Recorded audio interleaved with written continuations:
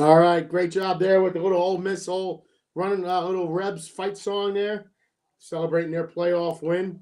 A couple of teams did some really good things in the playoffs, and unfortunately, my Sooners thought it was over after the first quarter in the playoffs. All right, first things first, we'll talk about some new coaching hires that happened since the last time we all saw you guys, or you heard from us.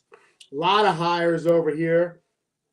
We got Brian Hartline from Ohio State, big, well-renowned wide receiver coach, offensive coordinator, producing some of the best wide receivers in the NFL.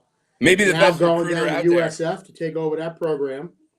Hartline, little news coming out of Columbus this week that Brian Day has taken over the play call. Let's try to take a little bit of stuff off of Hartline's plate. What do you guys think about that? I hope his nipple ring's clean and he's not distracted by anything. I mean, I don't know how. I don't know if this dude is a offensive coordinator. Hartline. I can't hear anything. I don't know.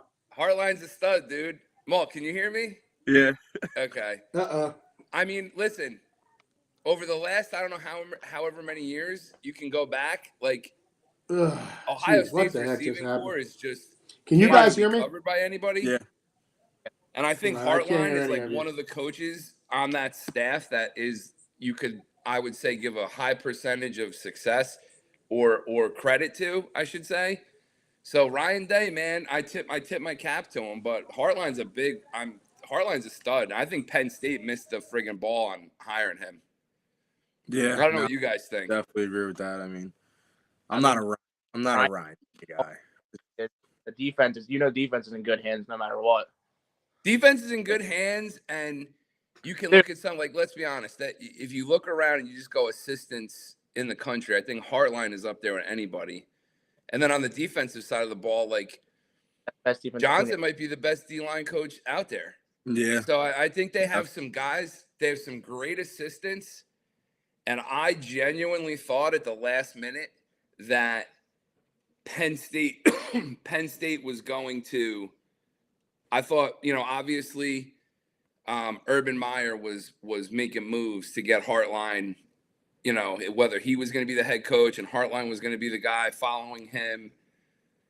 But I thought Penn State in the 25th hour was going to end up with him, and it ended up not happening. So, listen, man, next man up. But moving forward, in terms of now you're in the playoffs, you're a lot of people got you winning the whole thing, and I don't know, man. You're going to change the whole dynamic of what has got you to this point. I mean, listen, you're in the position you are mainly because I feel like you're a well-oiled machine, and now you're going to take play calling responsibilities out of a guy who, let's be honest, they score points on when they want on whoever they want. So I don't know. What do you guys think? They got guys all over the field. I mean, has he ever he ever called plays? I'm sure he knows what he's doing, but like he's called plays. I mean, I think he even like he's definitely knows what he's doing, and I don't think he's obviously. Let's be honest, he's probably very in tune to what was being called.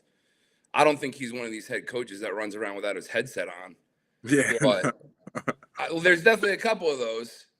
Right? I mean, even if you're a defensive coach, there's some guys that are so deep into calling the defense. Like, let's be honest. And Z's going to come at me with both barrels today. But how intricate and involved in the offense is Venables for Oklahoma? The guy he's the mastermind of the defense. Yeah. So he probably relies heavily on his offensive staff. I would just venture to say Day is kind of the guy who he definitely knows what's going on offensively. So I don't think they're going to miss that big of a beat. But again, like, listen, what they have done up to this point has gotten them to this point. And to make a big change like that, you might see a little difference, man. I don't know. I don't know why. One thing about Mal. I don't know why like all these coaches don't just coach the rest of the playoffs. Like, why do they have to leave? Bro, because at the end of the day, dude, coaching football in the NCAA is a 365 job. And every minute that he spends worrying about Ohio State in the playoffs, he's not recruiting, NIL, all the different stuff. So he's being pulled in two different directions. And you just take a look at what Saban did, dude. Anytime anybody got a head coaching job like Lane Kiffin was a pretty good coach calling the offense. They're on their way to the national championship. He gets a job. Saban gives him the boot. It's because you're being pulled. I don't know who said this. Maybe some like big time philosopher. Or maybe I just thought it up in my head. But you can't serve two masters, dude. You can't get pulled in two different directions. So, Oregon staff. Yeah, it's definitely tough for these coaches. I mean, because you're worrying about so many things at the other job. But a lot of times what happens is the step up. Like most of the guys are taking the step up. It's not much. And the big thing about I don't know if you guys talked about it while I was freaking offline again, but the Lane Kiffin incident is basically a lot of people feel it's a lateral move. You're going to another rival in your division, which you could say they have better resources, blah, blah, blah, blah, blah. But all in all, it's a lateral move because you're going to a team in your division. Can I be devil's advocate by for not 1 second? well, let me just finish real quick. By not letting him coach, I mean, I can't blame the guys at Ole Miss saying, "Oh, listen, you don't want to be here. Like, get the frig out of here." It's like 100%. somebody said like this. It was great. He goes, "Listen, it's like the guy that just friggin' divorced his wife, but you know what? I'm gonna stay around the holidays and through Christmas and keep banging my wife until I come after the holidays and I'll go with my new wife With my side chick. To stay and do that." It's not gonna. Especially like, listen, if you're going to sit there and compare, like, the things that we don't know are, I bet if we all went to a big time game at Ole Miss, especially now that they've kind of like taken a little bit of a step forward in terms of how big of a program they are, we would be blown away by the atmosphere, right? I think even a lay person would be able to go to a big time night game at LSU Baton Rouge and see the difference between Ole Miss in terms of, listen, money, resources, facilities, etc. They're probably right there. I think it's easier to recruit a kid hypothetically to a USC than it is to like a Rutgers. And again, it's not that's not. I'm exaggerating to make a point here. When you have the nightlife and the city and all the shit that goes on at LSU versus, like, listen, you're out in friggin' Mississippi somewhere, and it's like, I'm sure on campus is wild, right? But yeah, but I mean, it's not like, listen, you're not going. Go ahead, Mark. I mean, Walsh, I don't know if we can hear you, man. You hear me? Yeah, we got you. Yeah, dude. I mean, Ole Miss and LSU are, if you're comparing like cities, I mean, dude, I don't know. Like, I don't think the kids really care about like the cities at the end of the day with this NIL. Maybe like when Reggie Bush and those guys were playing, but now when you're going out and about, dude, and you're a big man, dude, out. I mean, if you're out and about in Baton Rouge, I mean, it's not like Mardi Gras, dude. Dude, you're on the big float, tossing the good beats. I'd rather be to in the pretty girls. It's not New Orleans, but man. Yeah. Well, then I'm going to tell you what. I'm going to debunk everything you just said, Kite. Indiana. I mean, what the hell is there in Bloomington, Indiana? Nothing. Indiana is the party capital of Midwest. Who? That. Bloomington? Downtown Indiana is the like top 5 party school in the country. Yeah. My one of my best buddies goes to Indiana, dude. It's absurd. Yeah, but it's got to be like that at every Big Ten school. I'm sure every school is huge and on campus. I'm saying just in terms of, it's like, let's be honest. You go to USC and you're a bit, and like, let's go heyday USC, Reggie Bush, Matt Leinart. Yeah, that USC, was NIL before there was an NIL. Yeah, exactly. But my point to you is, you if you say everything on campus is awesome over here and everything on campus is awesome over here and the girls are good looking and the parties and the frats and the this and the that, and then on top of that, when you get a little tired of that or you want a little change of scenery, we're going to go to the beach in Southern California. that is a check in the pro column of going to USC. So my point to you is, when you're going to, like, what is it called, the French Quarter, or all the cool shit that's in by LSU, all the different stuff you could do. Yeah. I just think, again, it's not a lot. It's not a lot, but it's something. That's all. Yeah. No, they're both sick college towns at the end of the day, but I definitely see where you're coming from with LSU. I mean, Baton Rouge. Little more tradition, little more history, a little more tradition out of LSU as well. Before take away NIL, before like NIL, if you look at Ole Miss LSU, you're like, where if you had an offer from both of them, where are you going? LSU, right? Now I know NIL doesn't matter, but it's like all the kids in Louisiana. Louisiana is one of the most underrated states for high school football. First of all, the state of Louisiana, all those kids want to play for LSU. I mean, their two biggest recruits are from Baton Rouge. Like their high school is literally their high school stadium literally turn around, it's LSU's campus right there. So it's like I love that. Those kids grow up in Baton Rouge, like they party there all their whole life, and then they want to play there. Like who wouldn't want to do that? It's awesome. I mean, the way I can understand what we're saying here, but the big thing nowadays, above all, it's only really one thing it comes down to is the dollar. Like who's paying me? And I mean, most of these coaches, before they even take these jobs, what is my NIL budget? That's all they're really asking about.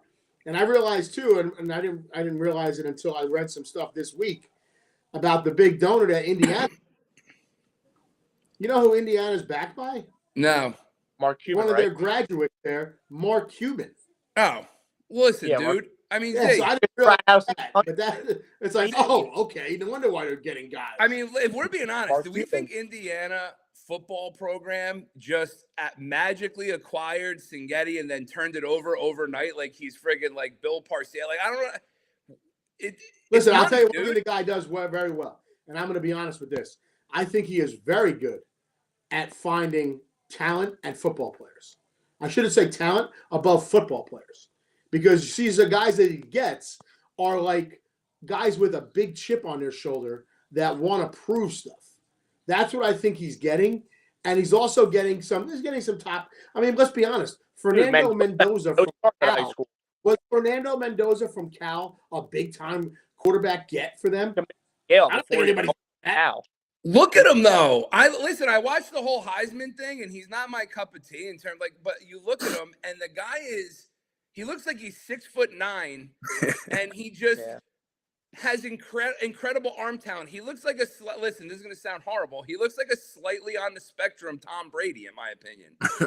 Like the way, he just looks like a guy who's going to sit in a pocket and laser beam throws all over the place. Like stupid thing. He's got a football IQ that's out the wazoo, right? Yeah, he's going to say he's a big, tall football junkie with arm talent and an IQ and a work ethic. Yeah, okay, yeah, he's horrible. He'll never give me a dude. Fernando Mendoza was 100% a get. This is the issue. The whole star rating thing is done by the media and done by bullshit, and I don't think it really amounts to a whole lot at the end of the day. Especially now. I'm going to have to disagree with you there. I mean, I think it does amount to a lot. Use the term. If you got a lot of, listen, let's be honest. If you have a lot of 5-star, 4-star guys, mostly on your roster, you're going to be a top 10 team. Are you going to win it all? That's the guys that get, 5 stars that are dogs, or 3 stars that have the massive chip on their shoulder, or guys that have been through the ringer, something went wrong and they got to a school. So I'm just saying it gives you more of a chance. Coach, you got to find if that guy's a dog or not. My problem is this with that whole scenario, and I agree with you. Recruiting is an art, and then watching film, sitting down with a very limited amount of time and getting to pick up on a guy's kid's personality and read a kid and the whole thing. Talk to his coaches. Talk to his coaches in other sports. It's an art. Look at the kid who left Oklahoma and went to Auburn. He was a 5-star, very highly regarded guy. And do we think he's a very good quarterback? I don't think he's a very good quarterback. No. My point is, the quarterback position, the quarterback position is a whole different ballgame. I mean, let's be honest. You know that being in Texas. You got the top 5-star recruit in the whole country there. In the world. He wasn't much until he got some games under his belt, and he became more comfortable. Yeah. But, I mean, that's the thing that we're dealing with nowadays is, people are just going to get money just because of the stars that they have. And then you have guys that have the chip on their shoulder, or they're going to a smaller school for a couple of years, and then they're working their way, to the big-time school. You tell me, if I have a 3-star guy, and then you have a 4 or 5-star guy, and my 3-star guy has come in as a freshman and played every game and gotten bigger and gotten better because he wants to get to the big time. And all of a sudden, his junior year, he gets pulled up to another team and he's playing against this guy. I'll bet you he's got a little bit more, we're going to say some callus on him. He's got a little bit of, he is really bad taste in his mouth. shoulder. Yeah, I get all that. But I'm going to use an example, and I won't name any names. I'm not a social media guy. I am a dinosaur. I'm an analog guy living in a digital world. You guys are all social media people. And I will say this. There are things that I don't understand because I don't expose myself to it. But if you take a kid in high school that is a grinder, like we're from where we're from. We live in a blue-collar town for the most part. And you get a kid who has a summer job, works his ass off, plays 3 sports, doesn't give 2 shits about going to showcases and being on flag football teams and signing up for social media stuff. And I just know there's things that you can do to elevate yourself in the world of recruitment that add stars to your name, get your name out there. There's kids who just don't care about it.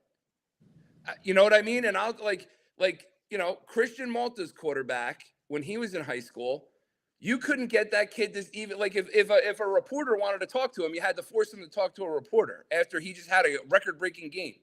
And then he went and he wanted to go, right? So my point to you is this.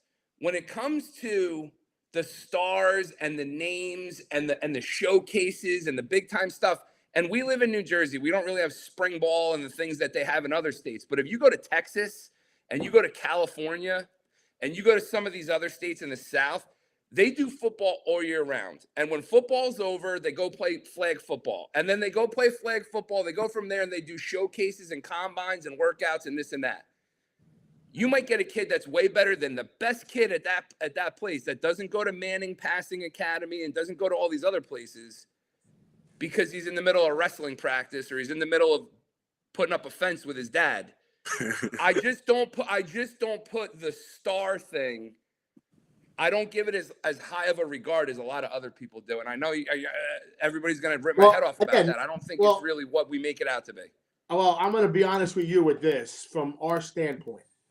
We haven't had many of these guys that are I don't know if we've ever even seen a 4 or 5 star guy. So that's my point also is we don't have them all around us. So we don't know. I mean, I guarantee you go down to Texas, and if you have a kid that's only playing football and he's not playing other sports, I don't think the kid might just necessarily is going to be he cares about his stars because it cares about where he wants to go. Yeah. But all these guys have star rankings down there in the South and stuff. So I don't know. Again, we're not in that world, so we don't really know a lot about it. Right. We know the guys that we have and what we've coached, but we don't have a place where there's 4 and 5 star kids growing on trees all around us. You're right about that. I don't really know if we can give that perfect example of how it works for them, But listen, we got to kind of go. I mean, out of all these hires, I mean, we talked about a little bit Heartline. Bob Chesney is going from JMU to UCLA. Jim Mora, Colorado State from UConn. Pat Fitzgerald from being out of football for a couple of years with all the BS he's been dealing with. Going to Michigan State. I really like that hire too. Judd Summerall from Tulane to Florida. Pete Golding, the Ole Miss DC, staying at Ole Miss. Lane going to LSU. And in my opinion, the best hire, and I called it a while ago, I thought it'd be a great fit. I love Matt Campbell going to Penn State. Muschamp to Texas. What's that? Muschamp to Texas too, Coach. Well, that's a friggin' defensive coordinator, Coach. I know, we're getting ready. Yeah, because I mean, we're getting ready, baby. Pete Kwiatkowski. We're getting and you didn't want to believe me. You were sucking his ass, and he sucked. Jay, he didn't suck in the Red River Shootout, though. I know. Remember he's going to be good. It's going to be hard to beat him. Remember all the footballs on Excalibur that day? Yeah. Woo! Yeah. It's going to be tough, man. I thought that was a great get for Texas, man. I also think, what do you call it? Jim Knowles going to Tennessee is a good get. Big time hire. That's huge. Right? What do you feel about that one over there, Walt? Very, very big time hire. I was a little skeptical who they're going to hire, who they're going to go after, but all the faith in Heupel, he brought in a great dude. I mean, he just that's big time. Won a natty national champion. To be honest, I didn't think he was going to come to Tennessee because I think if I'm not mistaken, his dream job was to be the DC at Penn State or something at Penn State, be a coach at Penn State, and then they went after him pretty hard. And I think Yeah. he's a good No, year they next. gave him the money. They gave him the money, and With Yeah. Hypo calling the plays and him calling the plays on the defensive side. I just feel like Tennessee has had the highest scoring offense every year. You They just have to can't stop slow anybody. down the other team. You have to just slow down the other team. Well, and Tennessee's yeah. going to Gotta win a lot recruit more games, dude. defense. We're gonna score on Yeah. every drive, so I mean, they're gonna score on every drive. If we stop them one time, we'll win. That's how it goes.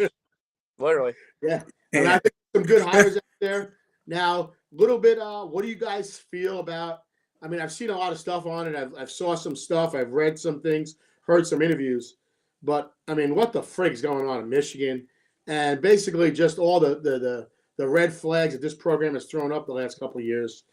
Let's talk real quick. We'll just touch a little bit on Sharon Moore.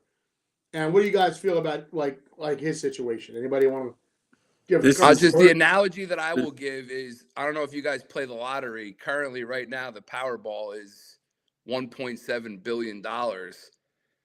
And in life, when you're given a winning lottery ticket, you don't take a lighter to it and just light it on fire and watch it go up in smoke like he did. You still could have got a job somewhere else if you're the head coach of the door Michigan down. Wolverines, dude. The Like, face of college football, dude. and here's the other thing. I don't want to Historically- speak to like who knows if the guy had a bad marriage. Who knows what happens inside the privacy of someone's home? Who knows like what his like the status of it? So guess what, dude? You had a relationship with a young, attractive girl affiliated with the program, whatever. Okay, great. Is it the best look for you publicly? No. Even if Michigan fired you, you have elevated yourself. Everything's cyclical. Look what has happened to some other coaches. You would have ended up getting a job somewhere, and you're going to make a very good living, to say the least, coaching a game that we love, and it's your life, and it's enjoyable. And instead, you just have a nervous breakdown over a, oh, well. I just don't listen. That is in the words of Perfectly said. I mean, listen, we've had some talk about this with some coaches. It's undefeated, Zay. That's all you got to say. It's undefeated. I was just going to say it. It's undefeated. And a lot of know what I'm saying. And for some guys, I don't understand. I don't understand. He seemed like he had it all. Young kids, he had a good wife. It seemed like, I don't know. But again, who knows what's going on in people's lives. But to throw all that away, I mean, whatever. But that's now that's the seventh coach arrested that Jim Harbaugh has hired. It's the pressure, dude. It's the pressure. It can't be. It can't, because everybody has it, Jar. It's just you know what it is? See, this is the stuff we know about. It is more of whatever we need. I don't care what's going on. It's Jim. It's got to come from Jim Harbaugh in a way. Is I don't really care as long as we're friggin' winning. And there's got to be, and that's got to be his, and I'm going to say it as a head coach, it's got to be his philosophy of, listen, if it gets in the way of us winning, then you're fired, but I really don't care as long as we win. And that's what Biff Poggi, the interim coach, has said. It's been a really bad culture there, just the way everything was fostered. I think it was just win at all costs, and I don't really care where you're putting your thing and all this kind of stuff. And I don't care if you're cheating on and you're watching film and you're doing this, stealing that. I don't care as long as we're winning. And that's what I think has been going on there. And it seems like that's what we're getting from all reports out of Michigan, I mean, the sign stealing thing's a joke. That's, I think, in a different category. I know two coaches that I hold in very high regard. There was actually a trade film given back to us that had our coaches on it that zoomed in on. Hey, listen, I'll be honest. There's no rule against it in our stuff that we do. I don't know if there's a rule. I imagine there's a rule against it in college football to go in there and do it because that's why the guy got suspended. He was fired because of it. Yeah. And so, I mean, there's got to be a rule against it. There's no rule against that for us. If I can figure out your signals, make them tougher. How about that? Yeah. Listen, a lot of things. My point is, I don't know where it's going to come to, but what do you guys think? I've heard one name mentioned pretty predominantly. It seems like it's coming to the forefront after everything that has happened, and that's Jeff Brom from Louisville. That's what I kind of heard. What I hear more. He's like the last. He's the last of the Mohicans of the very, high level guys that people. He's one of the names that have been kicked around with everybody else. He's just the last guy to get a job, really. Well, again, he has his job. He played at Louisville. He left another big time job to go to Louisville. He wants to be at Louisville. So guess what? Michigan's going to have to throw $13 million a year at least at him to get him to leave there because he's happy. And they got that. They got that in a bag. They got that in a plastic bag in a drawer, dude. You know what I mean? You're right. So is that the guy they wind up getting? Do they pick somebody else? Is there rumors of Biff Poggi taking a job? I think he's doing a good job there, man. Yeah, I mean, I would even look at the guy. I mean, possibly the guy Minter, who's at the defensive coordinator at the Chargers. But if you want that guy, you're going to have to wait. You're going to have to wait till after the NFL season's over. And that's the other. What about Herb? What about Herb, dude? I mean, I heard Urban a little bit. I heard little rumblings of Urban at Michigan. The way he talks, I see that as it's just right in. It's listen.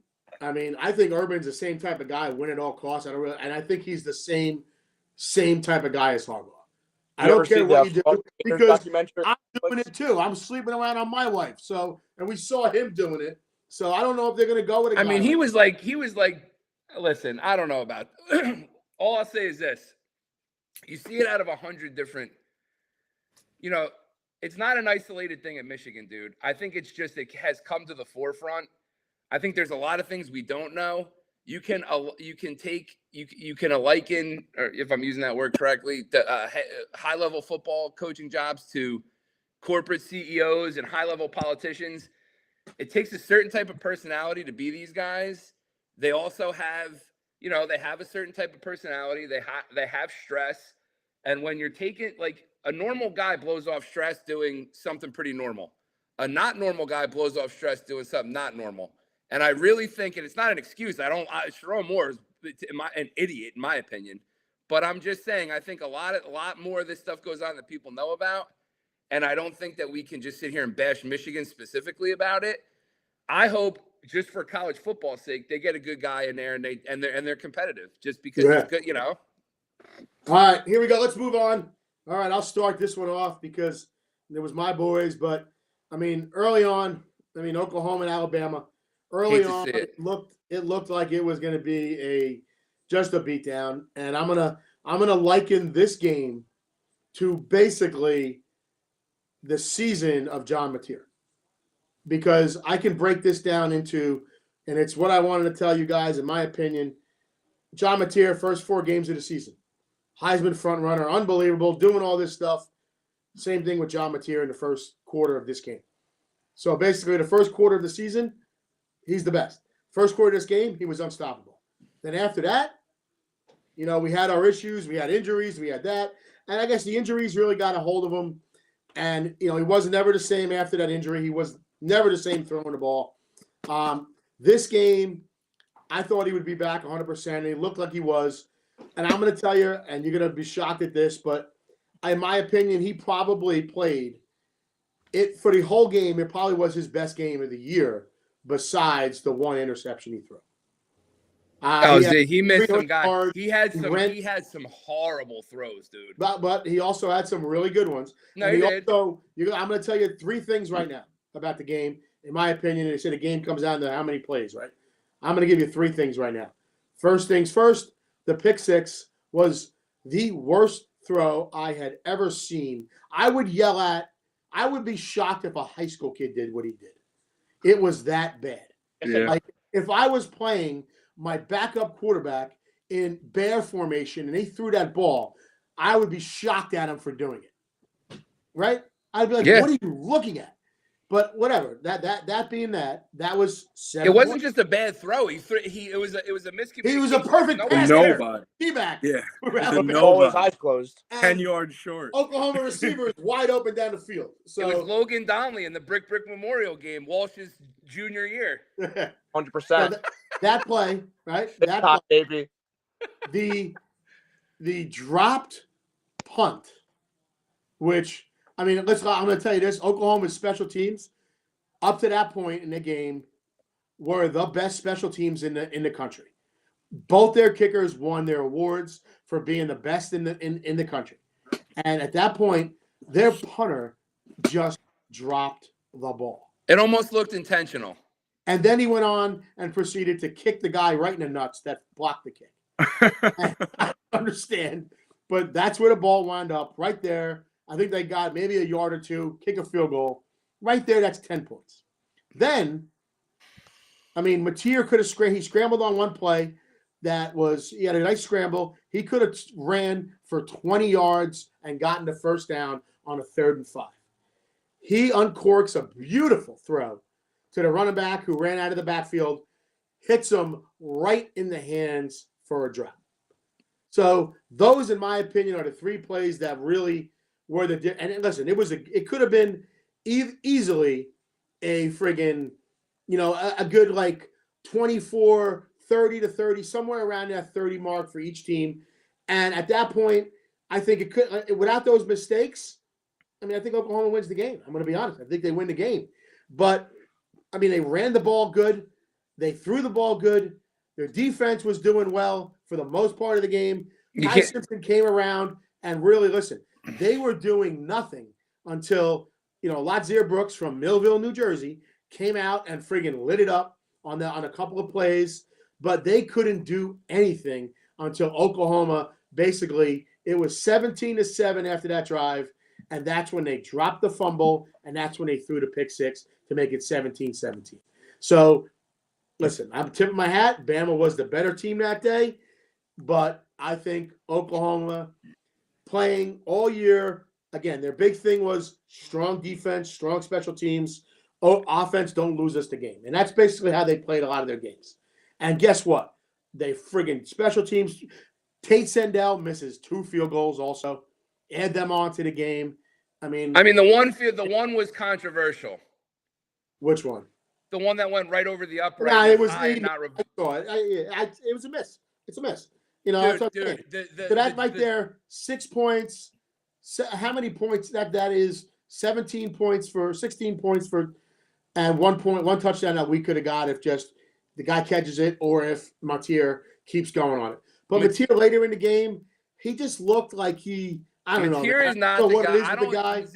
Mateer, since the injury, and I am not going to sit here. I'd love to just sit here and soak you about Mateer shitting the bed. Mateer before the injury, dude, I know that Oklahoma kind of like during the season, Oklahoma and Oklahoma fans adopted this whole like play good defense and the offense don't lose us the game. But in the beginning of the year, it was Mateer for the Heisman. The Heisman Trophy quarterback, hopeful front runner, isn't part of an offense don't lose me the game offense. So listen, but if you watched Oklahoma play, their defense kept them in games, and Mateer was pulling stuff out at the end all year. That's the way it was in the beginning too. There was no, and again, dude, this is gonna sound just us bantering about the 2 teams. There is no creativity. Arbuckle can clip as many magic markers as he wants to his friggin' lanyard. I don't care. There was zero creativity about manufacturing a run game that isn't John Mateer. The guy had screws put in his hand and came back in 7 days or 10 days or whatever the hell it was. Now, I'm going to disagree with you. They just can't run the ball. They could not run the ball. They ran some good counter read plays. The score on the end zone, the counter read with the RPO was friggin' nasty. Dude, that was a nasty play that he ran. You guys, and they ran that a lot in the game.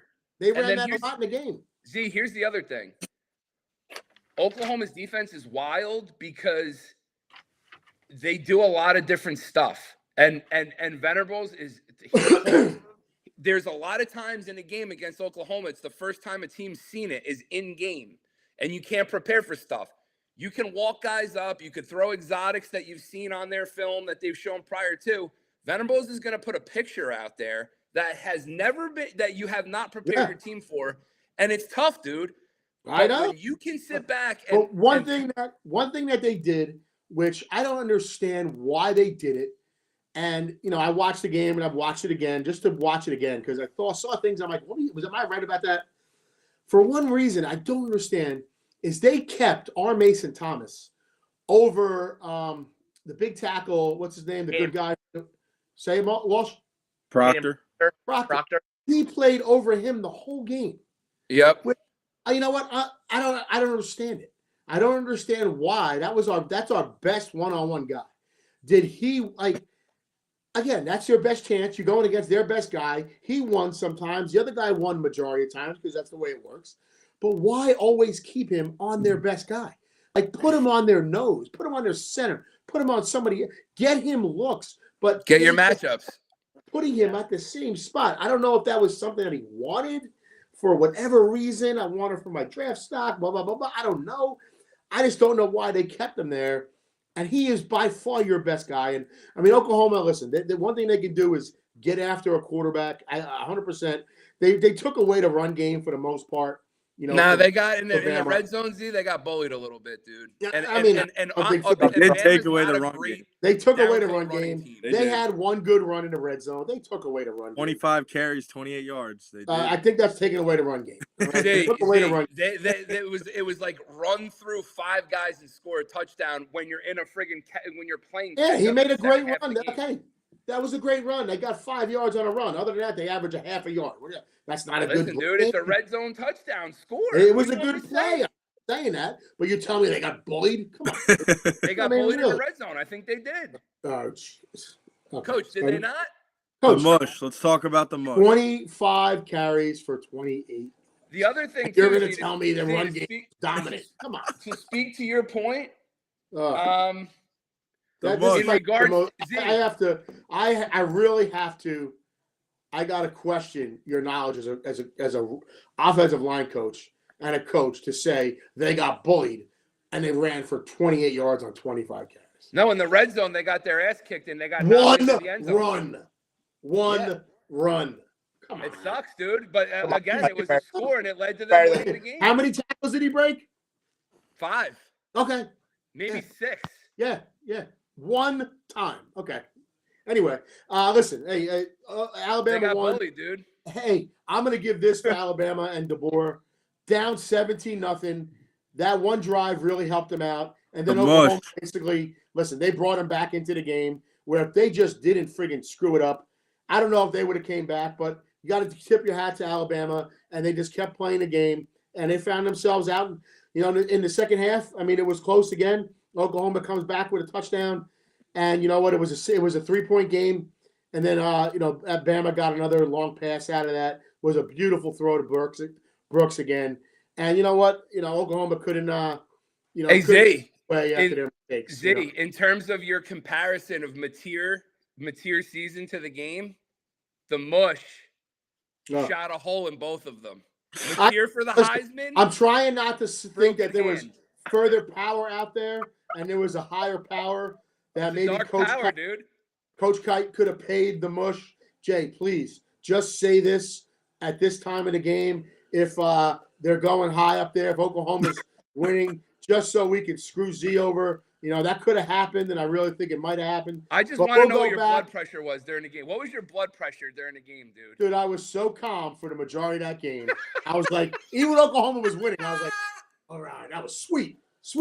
And then all of a sudden, my wife comes in after the pick 6, I went, what the was that? And I just lost it right there because I can't believe that throw, guys. I mean, listen, that throw was, I'm sorry. One of the worst throws. The worst throw I've ever seen. The worst throw I've ever seen in the history of college football that I've ever watched. Arbuckle's got to go. I'm trying to find the text here. I'm trying to go to Coach. Minus the James Hookham text. Zay, I can watching the playoffs. Here we go. Here. I'll paraphrase the text. The text went something. I don't say a word. I haven't even said a word yet. Brian Mack, man, Sooners look good. Or Alabama looks like shit at 9:02. And then all of a sudden the mush at 9:03. Oklahoma wins and then beats Indiana. As soon as I saw that, I went, motherfucker. And I stared at my phone like, I can't believe he friggin' said it. And then all of a sudden, stock off. The mush. Right? And then all of a sudden, Malta, I have Oklahoma tonight. And then at 9:30, Brian Mack, holy shit. And then me at 9:35, fucking Groeschel. And Sokoff, yep, the mush is real. And then Groeschel at 9:38, shit. Like basically knowing what he did. He knows what he did. He knows what he did. And I couldn't believe it. I couldn't believe that in that 15-minute area, what his powers were. 17 points in 15 minutes. Real time. Honestly, like, let's listen. The punter drops the ball. Sindel misses field goals, hasn't missed anything all year. And friggin' Mateer throws an interception, thinking that they're the away team with white jerseys on, maybe. I don't know what it is. It was wild. It's all the power of the mush. And I couldn't. And after the game, I really I wasn't mad. I wasn't mad at Oklahoma. I was only mad at the mush.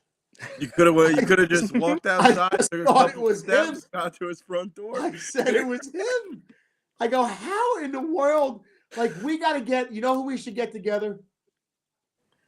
Oz the Mentalist and Jay Groeschel. Like, Oz the Mentalist. Superpowers together. I think Oz the Mentalist is. Hold on, I need a break. I need a drink.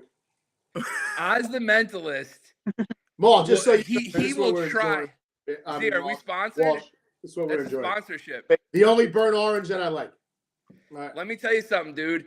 Oz the Mentalist might retire after trying to mentalize the mush. He won't be able to. Dude, He'll mush him. all I know is I'm gonna have to put in like a group chat without Groeschel, and it's gonna say mush free, and that's the only one I'm gonna text in during college football games that Oklahoma's playing. That's why we're on. Like, it's just not fair, man. Mateer wins the Heisman. It wasn't even like I think Mateer could win. It was Mateer wins the Heisman. That's right. Broken hand, you're out, dude. Unbelievable. It is unbelievable. I mean, it's happened, at least 5 times this year? Oh, way more. No, but I mean a legit 5 times where it's just like, it's the only thing that could explain it. I stopped counting. Like in the beginning of the year, to be funny, I was like keeping a tally of it. After the first week, he won. He picked like 5 games and won 1 game, and they were all like, Z. It's wild how bad he is. The only game he won was when he asked Cole 5 minutes before the game. Like, oh yeah, it's Cole, and he changed it. He told us one thing, and Cole switched him right before kickoff. All right, let's move on. I mean, hey, Oklahoma's going home. Bama's at Indiana. Some pretty cool things about that maybe we'll get into later. Who knows? Or we'll talk next week about the other games because we still can go on next week and talk about the playoff games. So maybe we'll wait on that. What do you think, guys? Right? Sounds good to me. Yeah, because we'll just finish these games that happened. All right, so now we're going to talk a little bit about Miami and Texas A&M. I mean, first off, since we haven't really talked in a while, I mean, I don't even know what everybody's feel is on this, but I'll ask you guys all right now. Like, Miami is in over Notre Dame. You know, basically it's over Notre Dame for what happened. And other teams, I mean, listen, other teams were in the playoffs, and we all know we would have rather have seen other teams in there. I mean, I'm sorry. Give me Texas and Vanderbilt and those other spots. I'll take it any day of the week over the other teams. I mean, I don't want to see those guys anymore, and I will get into that another time too. But Miami in over Notre Dame, my opinion, it's the right move. You had to. That's my opinion. What do you guys think? Head to head. I just don't know how you articulate. So let's just say you do pick Notre Dame, right? Because there's this new phrase that I've heard a couple times called your brand size. Notre Dame's brand size gives them a little bit more clout. At the end of the day, we talked, we talked several times during the course of the show this season how good Notre Dame is. I think they're a very good team. I think they're definitely could be a playoff team. I think they'd have success in the playoffs. If you look at their resume, you cannot make one valid point. If you were to debate Miami going in over Notre Dame for an at-large bid, the person arguing Notre Dame's position, I don't know what the hell you even say. Well, again, I'll argue it right now. Again, Walsh, what do you think? The only argument that I would say, I totally agree with Miami being in. I just don't know how you rank a team in the college football rankings in for the past 5 weeks. And then as soon as the time comes, you put Miami in. That's the only. That's on there. That's their bad. On the college football committee, obviously, but I can see where Marcus Freeman and the Notre Dame communities coming from. You know what I'm saying? Well, here we go. I'm going to give you it right now. Here we go. Take away all of the names of the teams. Yeah. And I'm going to tell you this. One team lost to the number, was it 6 team in the country? 4. And the number 10 team in the country. And one team lost to 2 unranked teams. Mm-hmm. What are you thinking right there? What are you saying? Who deserves to be in? I see. That's what I'm going to argue. That's what I get what you're saying. You know what I mean? Because I think who you lose to matters. You Yeah. know, and But again, like the same thing about, like, you know, again, it's like Oklahoma too, and I'll talk about Oklahoma with Texas. They lost to Texas, who's a very good football team.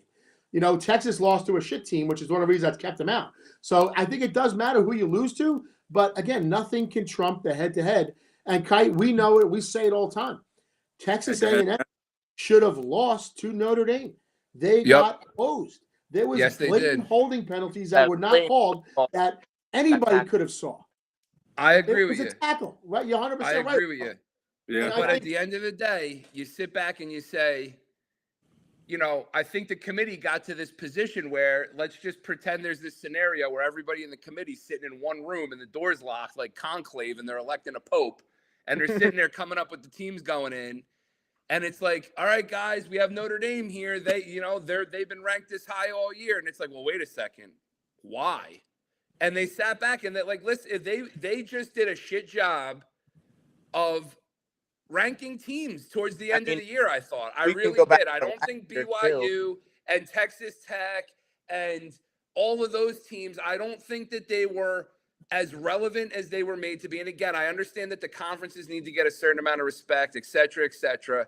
But at the end of the day, they had Notre Dame up here for a period of time. They beat really nobody, if we're being fair. And I think they're good. And I think they. Last year, did they beat anybody good? USC. And they also lost to unranked Northern Illinois at home last year too. Yeah, that was. Yeah. And they. My point is like make their case, dude. They're only 2 teams really, other than with a pulse that they played that were in the hunt. They lost to. So.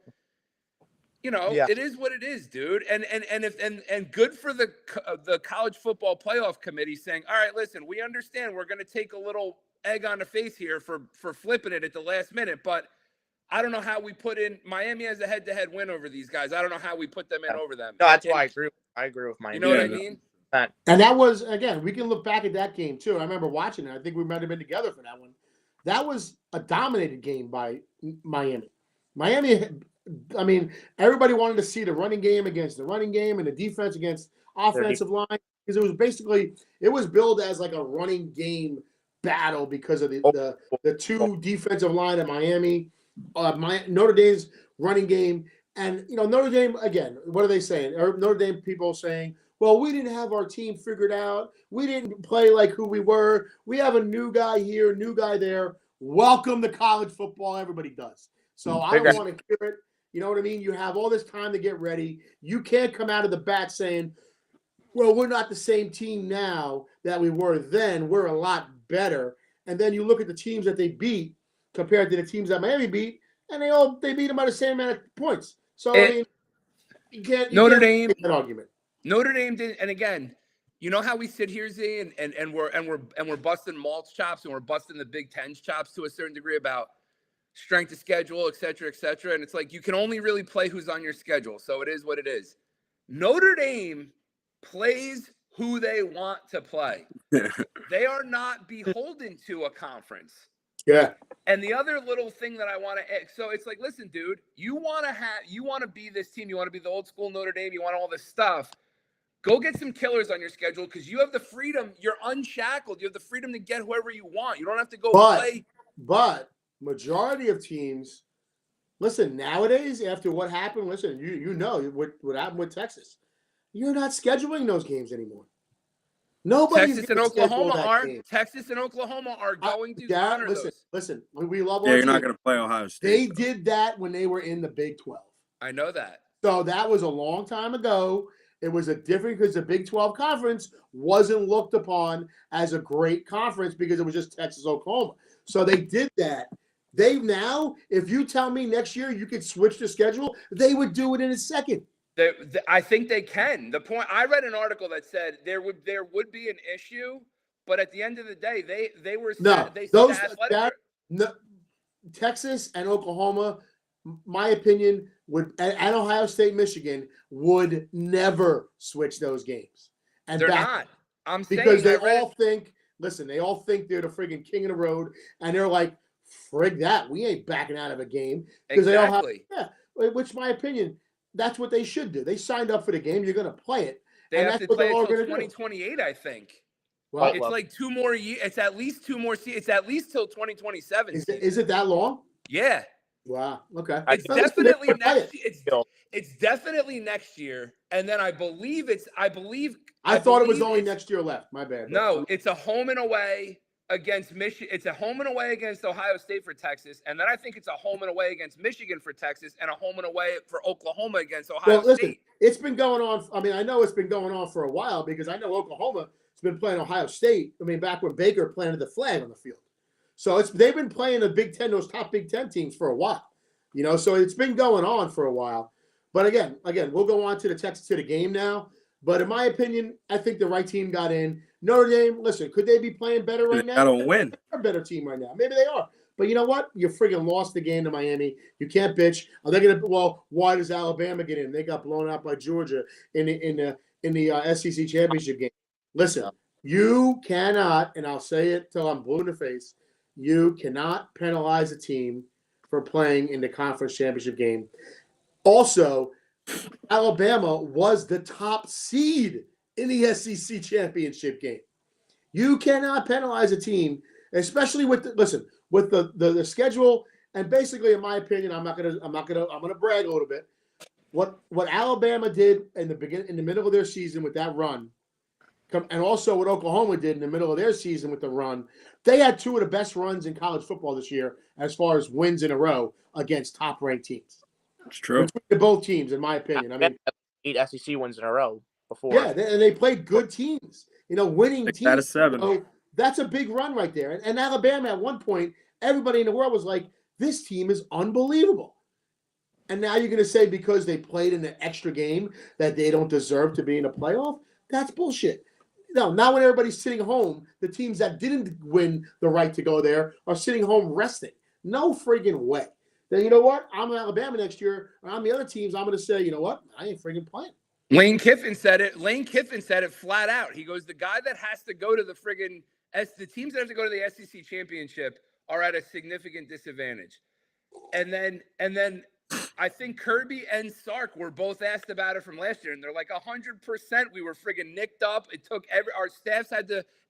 We worked on friggin' that game for 10 days instead of the playoffs. It's a lot, dude.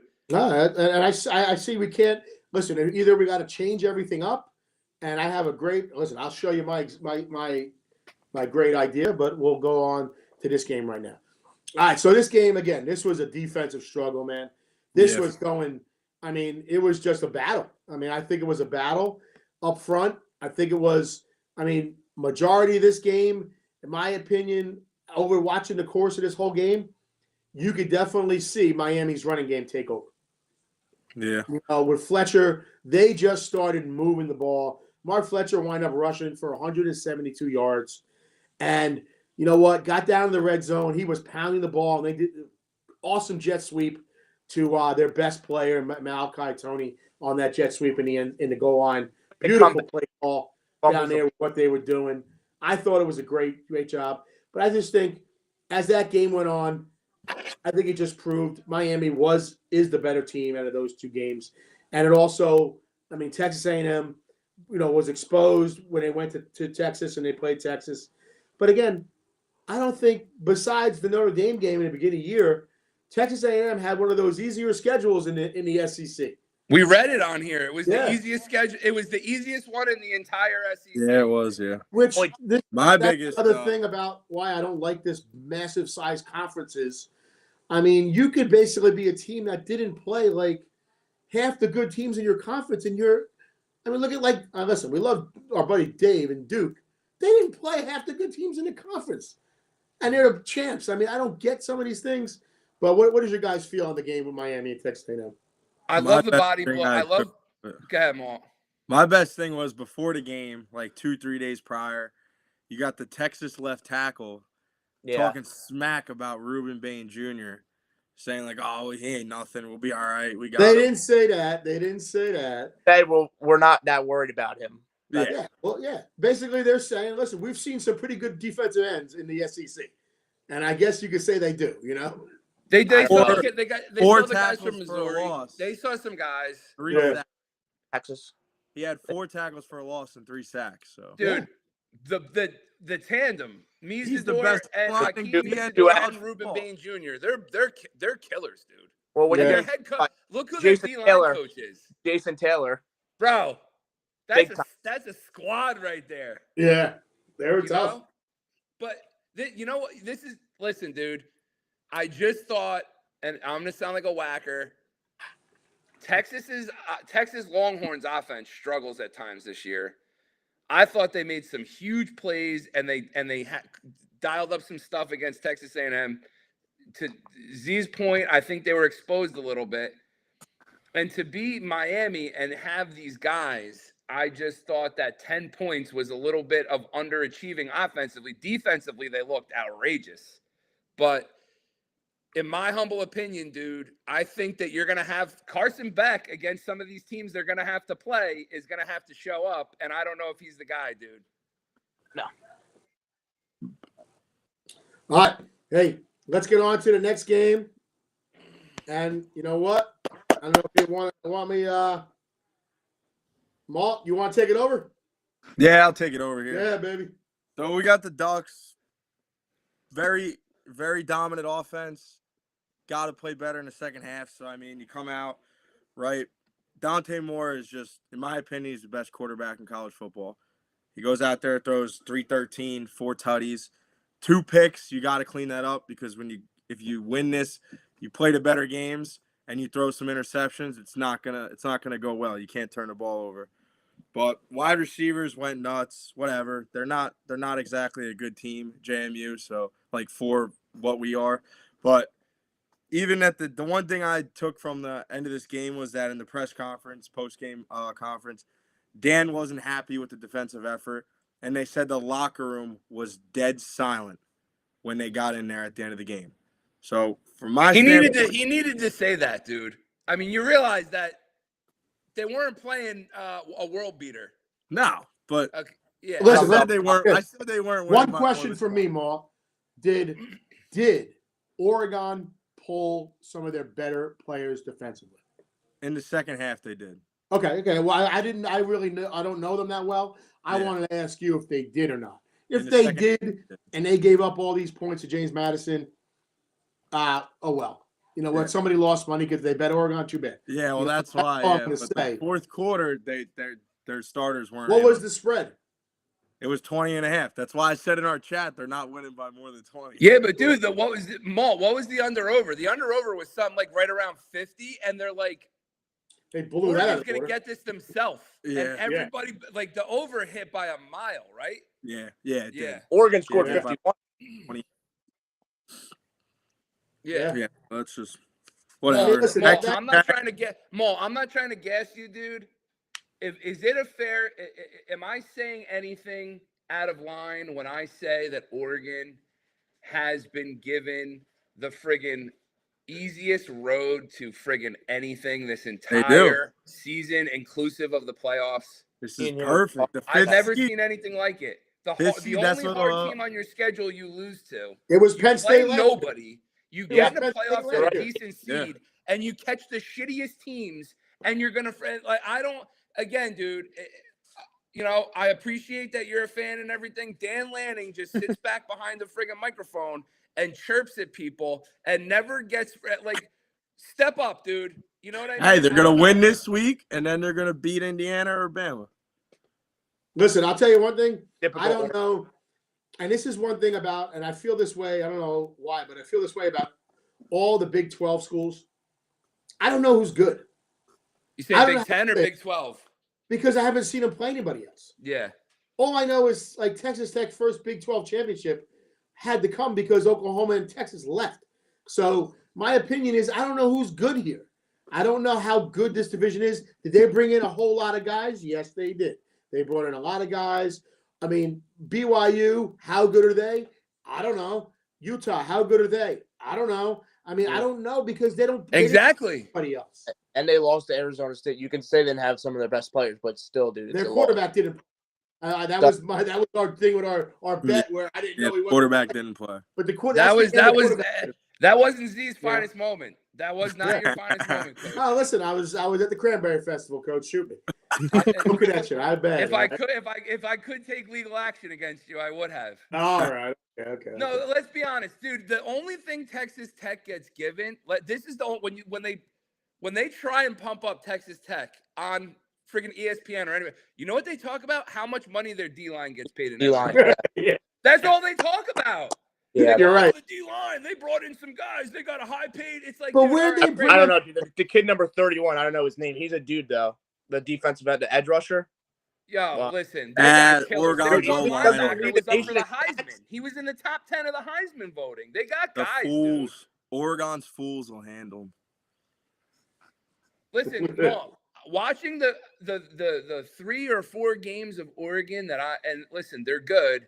And the quarterback's a great player, and they got, high-end guys, high-dollar guys on the outside.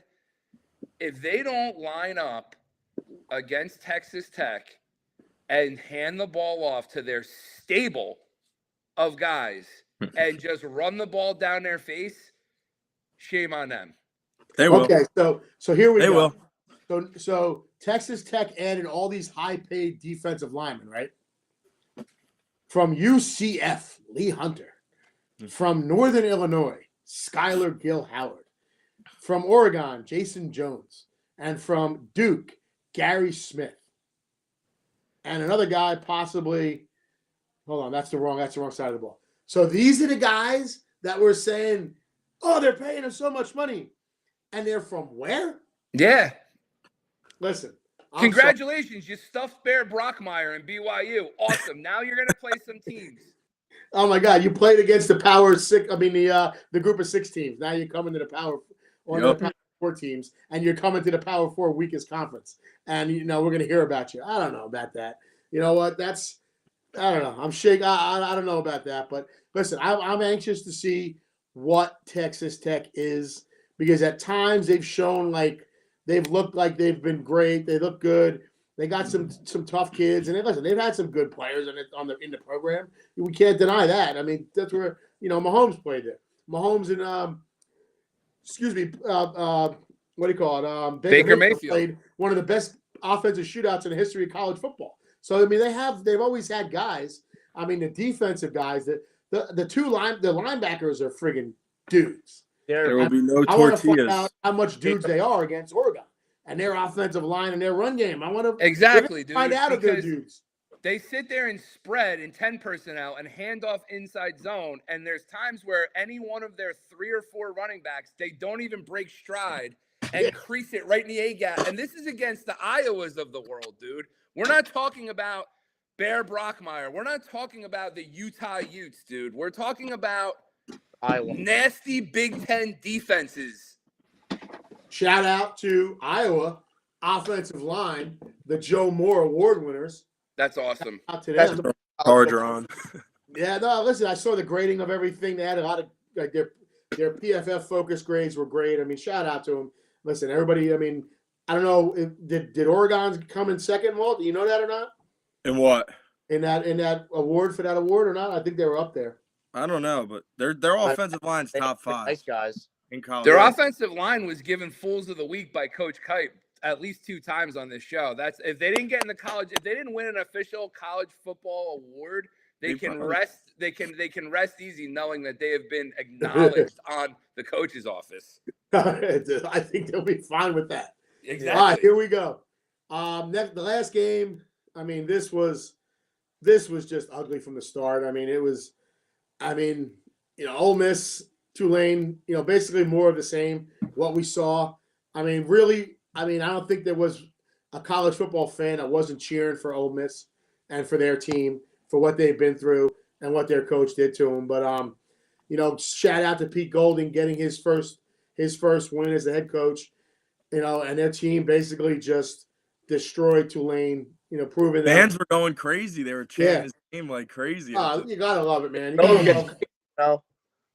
Hey, listen, I think, tell me there wouldn't be a better story if Ole Miss goes on and wins the national championship. There wouldn't be a better story in college football. I don't want them to do it for one reason. Just get up on the stage, holding that trophy, and just go, Lane.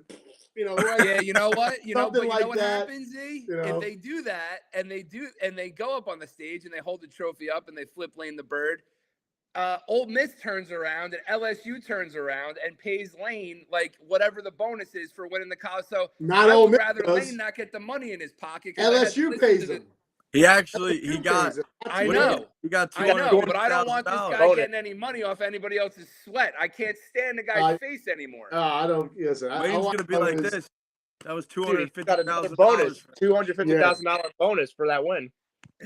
It's funny that you hear the people had a chant going. Is it going to be two Lane or no Lane? Yeah. So that was just a beatdown. I hate saying it, but there has to be something has to change the way this college football and the group of 5 schools or a group of 6, whatever you want to call them. I respect everything they do, but they just do not belong. They do not belong.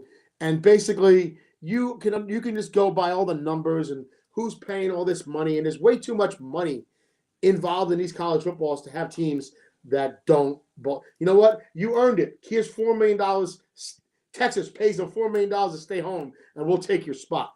Vanderbilt, pay your $4 million, and we'll take your spot. How much more belong here? If you took just Tulane and JMU out of it, and you just however the cookie crumbles, you took out of Notre Dame, Texas, and Vanderbilt, you took 2 out of the 3, whoever your heart desires. That first round would have been so much more exciting, I think. You know what I mean? Yeah. Oh, listen. And then everybody was saying, the other thing that everybody was bitching about was the starting of the games. Like, why the hell is friggin' Texas A&M and Miami playing at noon, and you're playing these other games in prime time? Does anybody realize why? Because the NFL was on. Because the NFL was on. No shit. You're not going up against the NFL. They talked about, I was listening to the college sports show today, and they talked about the ratings where Oklahoma, Alabama had like a 15 share, or like million point, which was came up as the 6th highest ranked watch game in college football. And then the Miami and Texas A&M was right behind them as the 7th most watched game in college football. And then these 2 playoff games were on TNT and TBS, right? Those 2 games are going against the NFL. They had like a 4 or 5 share, which is like ridiculously low compared to the other ones. But again, you don't want to go up against the NFL. And you know what? That's the way it's going to be. You're not going to have good ratings against the NFL. It's just not going to happen. Yeah, no. The NFL is king, and that's the way it is. What do you guys think about that? Yeah, no, I agree. The only thing I don't like though is we get 2-3 weeks until we get a college football game.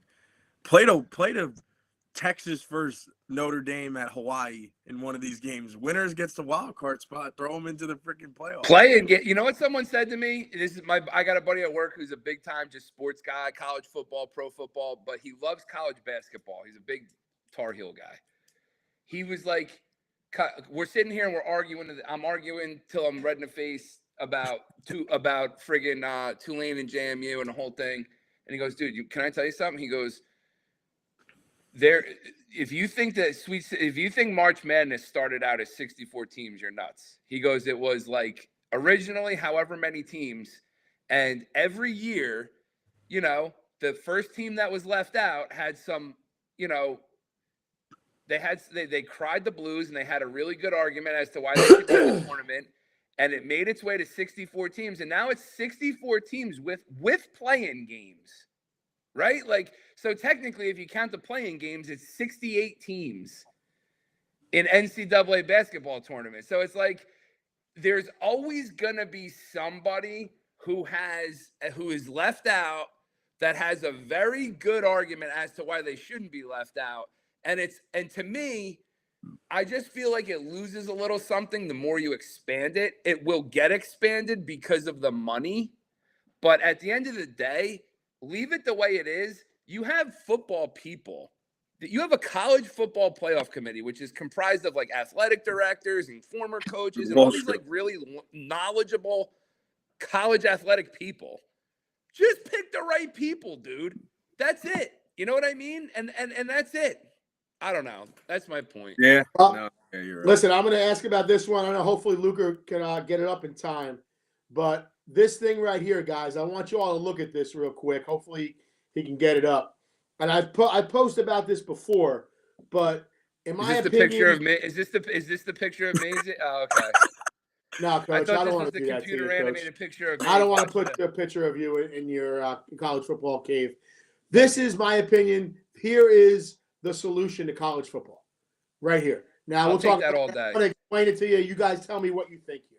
So basically, going back to almost the old conferences in basically with the Big 8 and the Southwest Conference over there, if you see those two, where it's basically, the Southwest Conference is basically Texas with Arkansas thrown in there, right? It's all the schools in Texas. So if you went through this with Tulane in there too, just go through these teams right now and tell me if you see parity with all these teams spread out. The first thing that comes to my mind is just, in my opinion, that is you running away from Texas as far and as fast as you can go. No, listen, I still want to keep the Red River. Listen, hold on. We're still going to have the Red River rivalry. Right. I'm saying, I can't make this. I didn't make this perfect. I found it. And I want to explain what my thinking is with this with you guys. Because if you just went through this right now and you tried to pick the top two teams in every one of these, like you're pretty close to having like playoff teams in there. Yeah. Look at the ACC. Okay, we're going to take, two of those teams from the ACC. All right? We're going to take, you'll have Virginia and maybe one of those other teams somewhere, right? You're going to take two teams from the Big East, between Notre Dame and Miami. They're both sitting right there, right? You take two teams from the Big 8. This year you'd probably have, Oklahoma and Missouri, or Oklahoma and BYU, right? And then you go to the Big 10. You're going to take Indiana. You're going to take Ohio State. You're going to go to the PAC. You're going to take Oregon, and you're going to take SC, right? Then you're going to go to SEC. You're going to take, this is a little tougher between Bama, Ole Miss, Georgia. So that's going to be a little tougher right there. That's a brutal conference now. But well, listen to how I'm going to add this, right? Then you go to the Southwest Conference. Two teams there between Texas Tech, Texas A&M, and Texas. You could definitely take two good teams from there. And those teams right there, all those conferences that I mentioned, those 6 conferences, the top 2 teams in each one of those conferences, right, will play for the conference championship. And that's the first round of the playoffs. Okay? Yeah, I like it. Then you take out of the rest of the teams in those 6 conferences, because that right there would equal 14 teams. You got that? That's 14 teams. You take the next 2 at-large wildcard teams that are the highest ranked teams out of all the teams remaining. Okay? So those 2 teams play a wildcard game, right? They play a game and get a champion right there. Then after all these teams play and you have your champions, you reseed them. And the team the wild card team that came in last out of the at-large, they got to play the number 1 seed. And then everybody else is going to fall into basically 8 seeds. Because so you're saying there's no bye? There's no bye, really? No, there's no bye. Yeah. Right? So now you have all those teams, and tell me you wouldn't get really a better result of the best teams. This is definitely because everybody has to play every team in their division. Yeah. And then you still would have, that would be 9 games. And then you would still have to play some out-of-conference games. And then you tell everybody you have to play out-of-conference games like the NFL does. All right, Big 10, this year, you're playing the Southwest Conference. Big 8, this year, you're playing the SEC. Big East, this year you're playing this. And then this team is going to play, the ACC is going to have to play somebody else in, like, again, you're going to rotate it around and play other teams. You know how the NFL plays different conferences? Yeah. So you do that too. Now you take the American on the bottom with the WAC, the Sun Belt, the Mountain West, the MAC, and the Conference USA, and they do the same exact thing and play their own division championship, right? This becomes this group over here on the left with the major conference teams. What used to be the Power Four becomes Division I football. The other one with the group of five that used to be the group of five, group of six becomes Division II football. The FCS, as we know it, becomes Division III football. Division II football becomes Division IV, and Division III becomes Division V.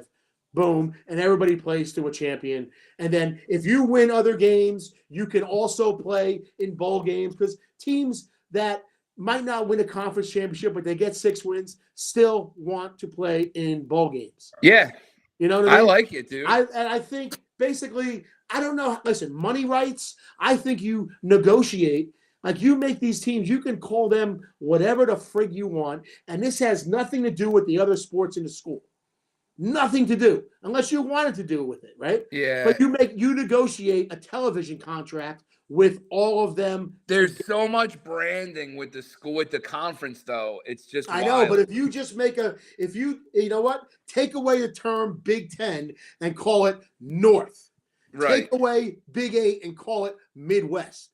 Take away the Big East and call it friggin' the East. Take away ACC and call it the South. Take away the PAC and call it the West. Take away the SEC and call it the South. Whatever you want to do, you know what I mean? Take away the SWC and just call it, mids, whatever you want to call it, Southwest, whatever you want to do. My point, I think you have to get together and they have to negotiate. And the reason why the other conferences failed, like the PAC, is because of their game rights and not playing the East Coast teams. But you have to put them in different time zones and allow those teams to see other teams on the East Coast to see those teams. You know? Yeah, I Notre agree. Notre Dame wouldn't approve. See, this sounds like a really good thing. Notre Dame would never approve. I understand. But you know what? No. I agree with you, Walt. Notre Dame might never approve that. But you know what? I also like the fact that Navy and Army and those teams, all those teams over there, can battle for a national championship in the group of guys that they can compete with. Mm-hmm. That's what I like too, because guess what? Those teams I'm have watching no business. those playoff games too. I'm watching all their playoff games. Also. I'm going to be devil's advocate though, and that even with this, which it is 100% more fair, better suited, and more organized, there is going to be a time where that group of 5, that Division II bracket that you have to the right, you're going to get a team out of there that gets a bid into the playoffs, and there's going to be a team that just misses their conference champion. What do you mean? No, they don't come in. They don't come into the other division. They're not allowed. They're in their own. They're not allowed to play for a national champion?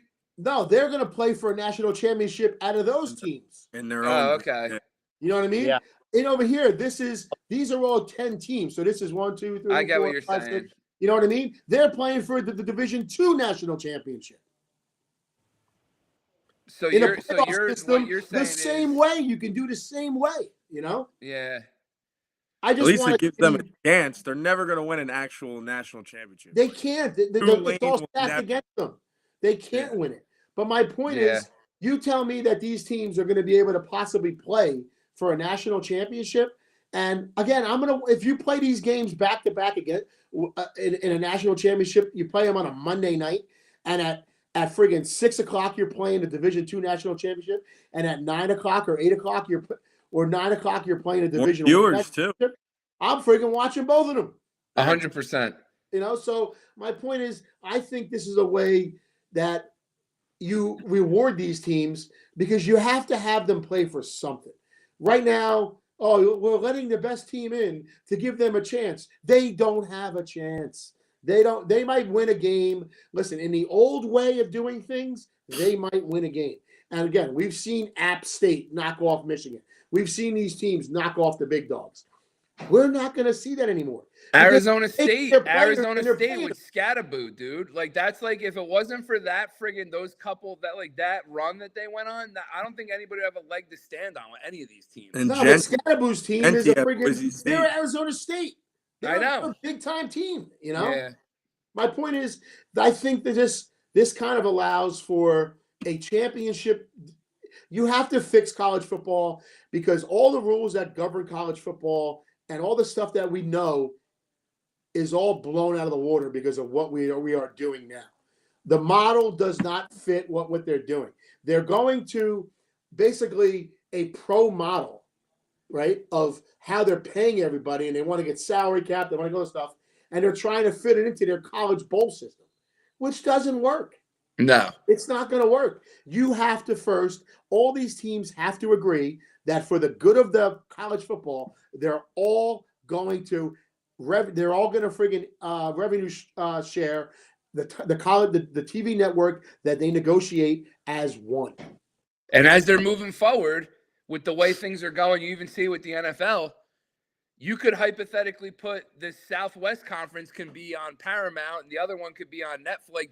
It's like streaming services are going all the different.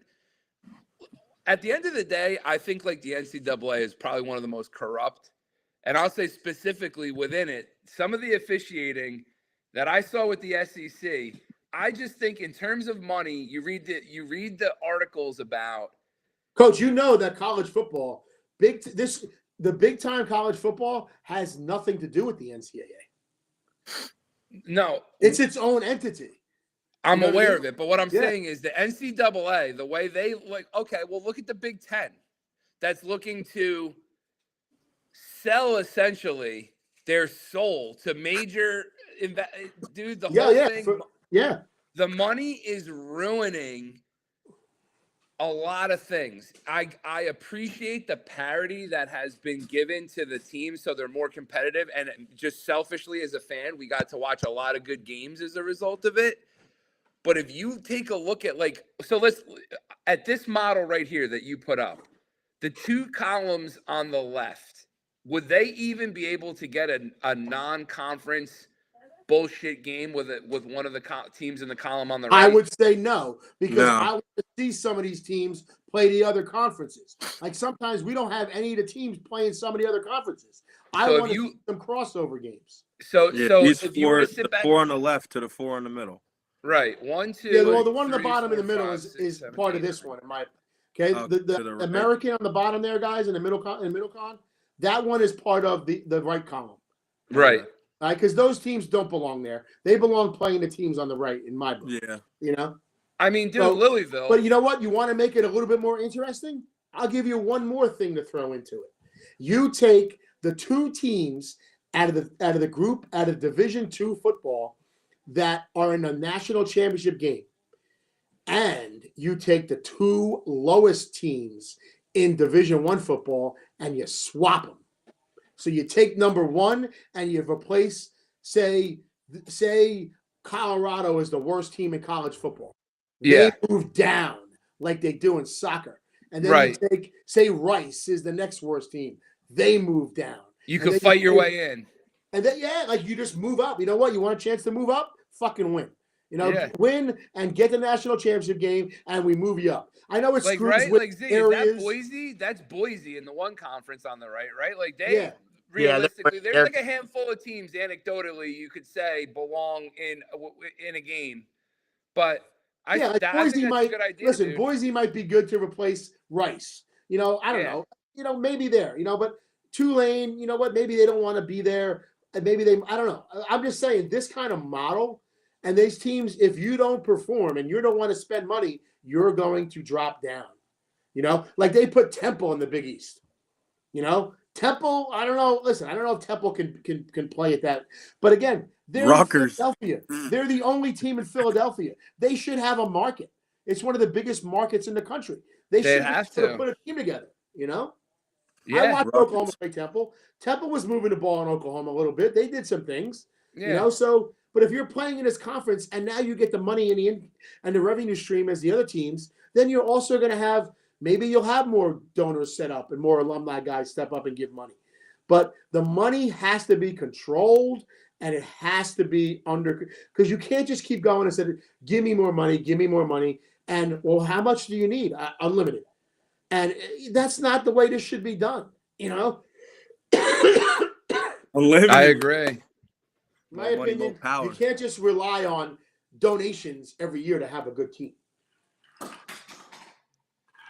But you know what, dude? If you're gonna sit here and do this NIL thing, they have to regulate the NIL, and I get it. Like, you can't have Knight or T. Boone Pickens or any of these guys. They're giving $1 bazillion a year to these teams, and the other teams are just left there with their hat in their hand, and Listen, that's 100%, like you said. Like what? That's my point. Because right now it's going to be like Major League Baseball. It's going to be the Dodgers, the Mets, and the Yankees every year. And Imagine- you know what? Years ago, friggin' the Giants were a big part of this when they went to revenue and all this stuff and the sharing of everything, salary cap. The Giants were a team that was making money because they were in New York.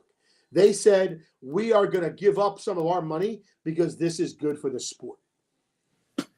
And Can this you is what imagine needs if to the happen, NFL, you know? if the NFL got rid of the salary cap, it would be wild. Oh my Oh, God. It would be wild. Quarterbacks would be signing 10 years, $1.5 billion. They would be part owners of Clearly. teams. Yep. You know, I mean, it would be ridiculous. And listen, you want to NFL makes so much money. I think the quarterback salary should be not even count.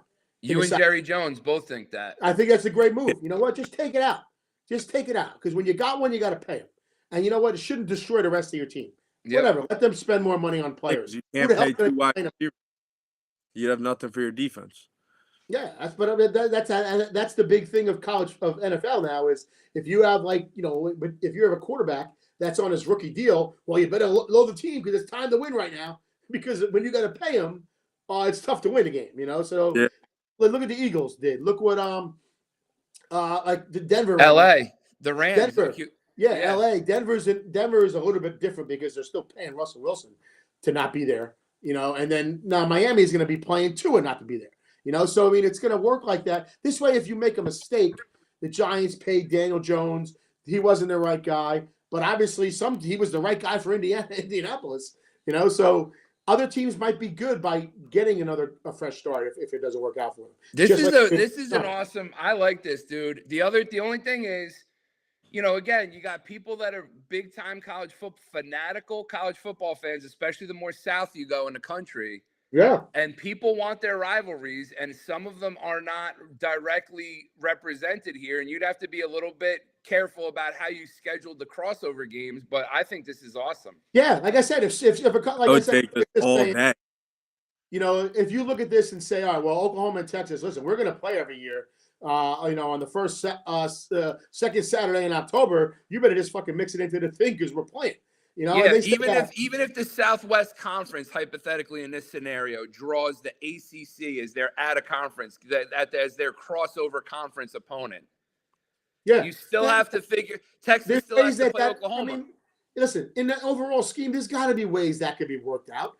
I mean, let's be honest here. There's easily ways that's worked out every year. You know. Yeah. Yeah, I like it. Let's do it, dude. All right, we're starting it next year. Start it up, see? No, I just listen. I mean, poke holes in it, man. I just think it's the big thing about the money is the television contracts that the SEC has and that the Big Ten have. Those two things are what holds up everything, and it's why the Pac-12 got blew up and the friggin' Big 12 got blown up because the Oklahoma, Texas went to get the money. You know, UCLA, USC, Oregon, Washington went to the money. Yep. And, those teams are good enough for a conference. Let's be honest. Washington, Oregon, SC, UCLA. I mean, those teams are good enough to have their own conference. Not all just jump on the Big 12. Because if you just break this down the right way, as long as you can do something with these teams sharing the revenue, and I think you might have to take every one of these schools and say, listen, you got to talk to the people in charge of school and say, your team is going to be part of this program. And a lot of the control of your college football team is not going to be in your hands anymore. And you have to be willing to do that for the overall good of the sport. And that's my point of it, salary cap, this stuff. And there's no way that all this donation money should be coming in. Now you're paying, think about it, these teams have to be in the red. If you took the donation money that's coming in from people and what the kids are getting, and then the NIL, some of these teams, if you count the donation money as part of the income streams compared to what's coming in, they got to be in the red.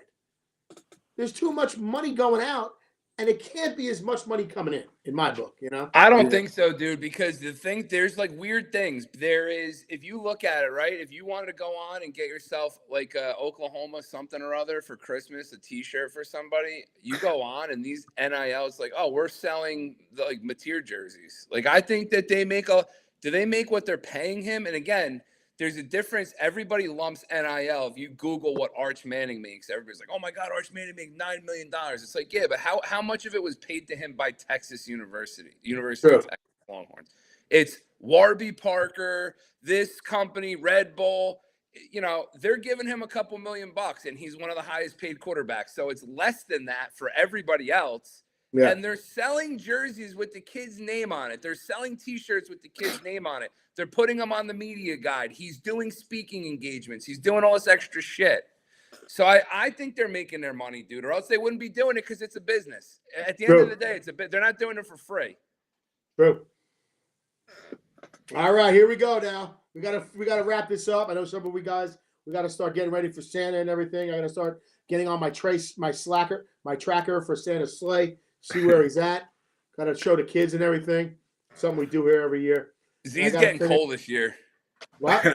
You're getting cold this year, dude. Oh, coach, listen. You're getting cold this year, and so are the Oklahoma Sooners. I think the Oklahoma, they gave me a playoff berth. I'm happy. I got to watch my team in the playoffs. I know you know what it's like last year, but you know what? I enjoyed it. They played a great game. I'm happy. Coach, I know you're not that happy.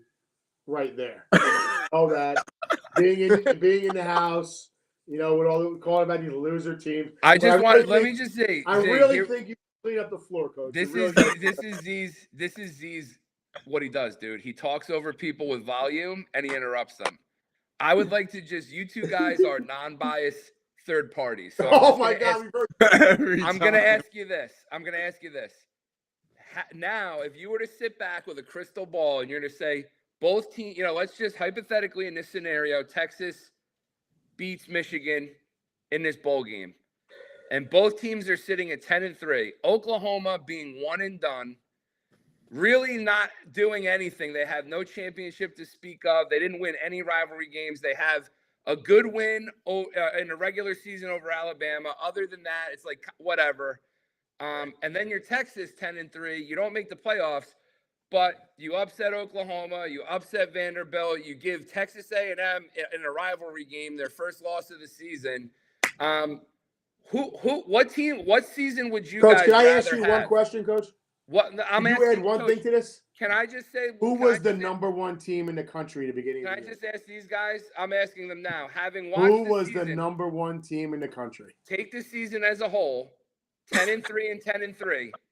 With a Red River Shootout victory, the Golden Hat Trophy, you win the Lone Star Shootout. You beat Arkansas, who's a rival. You upset Vanderbilt. Oklahoma, you made it to the playoffs. Awesome. You got your ass kicked in the first round. Awesome. So here's the thing. Having seen all those things, what season would you guys rather have? I'll take the ring in the bowl game, but I'm going to have a bad taste in my mouth. Thank you. That's one for Texas. Go ahead, Walsh. Thank you. Guys, I want to wish everybody from me and my family and all the viewers out there a Merry Christmas. I don't understand. I'm going to leave on that note. The number one team in the country. Thing. Merry Christmas but to you're everybody. Happy finishing you guys are great. 13th. And Texas, number one team. Thank you're goodness happy for finishing the 91 13th. rushing yards they had in the second half of the Red River Shootout, pounding the Oklahoma Sooners. Guys, Merry Christmas. Happy finishing 13th from the number one team. Oh my! He leaves. right, listen, guys. College football is all different nowadays, and I understand. But listen, if you're happy with your team not making the playoffs, like I Nope. told Coach Kite in our text, Walt, let me ask you a question. Walt, a question. Would you be happy with the consolation game, or would you be happy making the playoffs? Playoffs. Yeah. Playoffs all day. Walsh, your team, I think I wish we could have gotten the playoffs. I think we could have did some damage. But I know. did you ever look back and said, man, we won the consolation cup? And are you happy? Dude, back at it all the Nope. time. It comes down to 2 plays, coach. Came down to 2 plays. Dude, I know. I get Yeah. nightmares, dude. Listen, I wake up in the middle of the It night. sucks. But imagine being happy about being Yeah. a consolation team. Coach Kite has dropped very far in a short. I'm just upset with him. All right, boys, we'll be on next week. We're going to talk about the next round of the playoffs. Yep. We'll get going a little bit more, and we'll talk about whatever else is out there. Have You a got good Cal one, money line. everyone. Tonight. Cal money line against Hawaii. Yeah. Who's that? Cal Cal? playing Hawaii, 6:00. Oh, I'll be watching that, definitely. So, Quarterback from Cal is a Hawaii native. He transferred out of Oregon last year. And Okay. the interim coach, Kolovich, Shane Rolovich, he was the Yeah. former Hawaii head coach. All right, cool. Guys, have a good one. You and your families. Merry Christmas, everyone.